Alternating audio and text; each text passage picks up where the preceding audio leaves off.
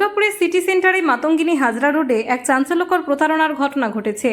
ভদ্রবেশী দুই ব্যক্তি একটি বাড়িতে এসে তামা ও পিতল পরিষ্কার করার বিশেষ পাউডার বিক্রির প্রস্তাব দেয়। বাড়ির বৃদ্ধা মালকিন কবিতা চৌধুরী তাদের কথায় বিশ্বাস করে নিজের গলার সোনার চেন, হাতের বালা ও আংটি পরিষ্কার করতে দেন। অভিযুক্তরা পরিষ্কারের নাম করে আসল গয়না হাতিয়ে বদলে নকল অলংকার রেখে চম্পট দেয়। কিছুক্ষণ পর কবিতা দেবী বুঝতে পারেন যে তিনি প্রতারিত হয়েছেন। ঘটনার পর পুলিশে অভিযোগ জানানো হলে তদন্ত শুরু হয়। বাড়ির সিসিটিভি ফুটেজে ওই দুই প্রতারকের ছবি ধরা পড়েছে, যার ভিত্তিতে পুলিশ তাদের শনাক্ত করার চেষ্টা করছে। এই ঘটনার জেরে এলাকায় তীব্র চাঞ্চল্য ছড়িয়েছে। পুলিশের পক্ষ থেকে সাধারণ মানুষকে সতর্ক থাকার এবং অপরিচিত ব্যক্তিদের চট করে বিশ্বাস না করার পরামর্শ দেওয়া হয়েছে। চুরি হয়েছে এইটা দিন দুপুরে, তা সে চেম্বারে হয়েছে না সোনা পরিষ্কারের নাম করে এসে না, সোনা পরিষ্কারও বলতে হবে না, সোনা পরিষ্কার ওরা করতে চায়নি, তা ধরাও করেছে। ওইটা দাও না ঘটা, তুমি একটু সংক্ষেপে বলো না। আপনি সোনা পরিষ্কার করে।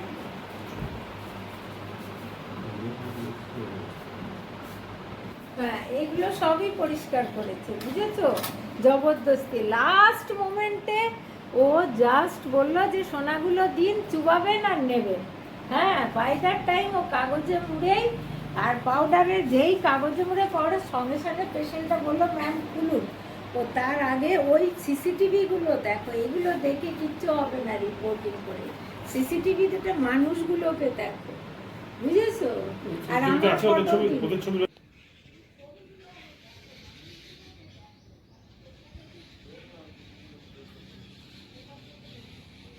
বাইরে বসে বসে আমার এই বাসনগুলো পরিষ্কার করেছি করে ও বললো আমি দাঁতটাও দেখিনি, ঠিক আছে? তো এখানে বসলো তারপরে বললো যে দাঁতটা দেখার পরে ও বললো সিলভারের কিছু নেই। আমি বললাম না, আমি এখন চান করিনি, আমি ধুবো না, ছোবো না। বললো আপনি নিয়ে আসুন না। তো আমি ভাবলাম পেশেন্টটা দুটো রয়েছে, তো একটা তো আমি তো একা নেই, আমি তাও বললাম যে দেখো আমি কিন্তু অ্যালাউ করতাম না তোমাদেরকে, যেহেতু পেশেন্ট দুজন রয়েছে তাই জন্য তোমাদেরকে আমি বলছি। তারপরে লাস্ট মোমেন্টে ওর কি হলো, ও বললো এগুলো কাল আমার হক, আমি কাল পরিষ্কার করেছি, তাই তো? বললো না আপনি দিন দিয়ে দেখুন না, বললে জিনিসটা আপনি তো বাইরেও করেন।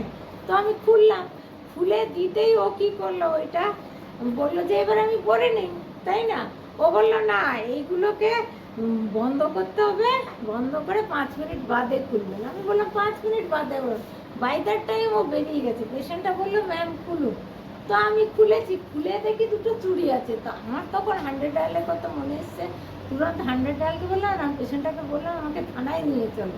হ্যাঁ, তো বাড়ি এসে দেখি ও দুটো আর্টিফিশিয়াল দিয়ে দিয়েছে। এরা যারা এসেছিল তারা কি পরিষ্কার করতে এসেছিল কিছু? পাউডার বিক্রি করছি আমরা আহমেদাবাদের গুজরাটের কোম্পানি। কজন এসেছিল? দুজন। আপনার হাতের সোনার চুড়ি ছিল নাকি? দুটো চুড়ি ছিল। সব মিলিয়ে কত টাকার গেছে সোনা? তো তোমার টাকার অঙ্ক আজকালকার বাজারে আমার বললাম তো 75,000 দিয়ে সেনকো থেকে আমি 10 বছর আগে 75,000-এ কিনেছিলাম। তার কস্টটা তো এখন 2.5 লাখ কিনতেই পাচ্ছি না, মানে স্কিন টাচিং লাগে আমার। আনুমানিক কত টাকা গেছে? 20 তো হবেই, কারণ আমার এইটা আমি বলছি এটা আমার 16 গ্রামের চেন তানিস্কেরটা, 4 গ্রামের এমপি গণেশ 20 গ্রাম। আচ্ছা, এটা 13 গ্রামের লোহাটা, এ হাতে লোহাটা 10 গ্রামের কি 9 গ্রামের, সব মিলিয়ে আর 3টে আংটি,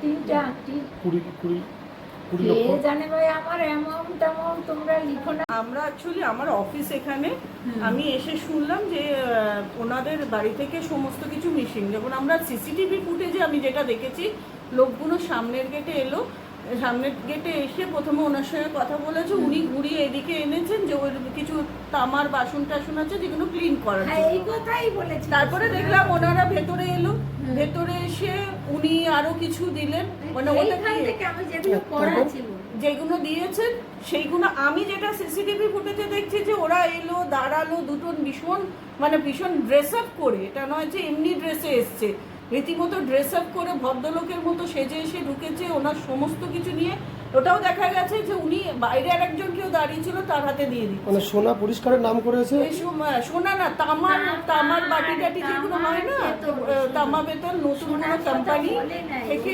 যেরকম আমরা তামার জিনিস ইউজ করি চুরি করেছে দিয়ে ওইটাই চুরি করে নিয়ে যেগুলো ইমিটেশন ওনার হাতে দিয়ে বেরিয়ে গেছে ওরা। থানায় অভিযোগ করেছেন? হ্যাঁ, থানায় অভিযোগ করা হয়েছে, থানাও দেখছে, লোকাল থানা দেখছে, ওনারাও এসে সিসিটিভি। আপনার নাম? আমার নাম চিনিয়া ব্যানার্জি।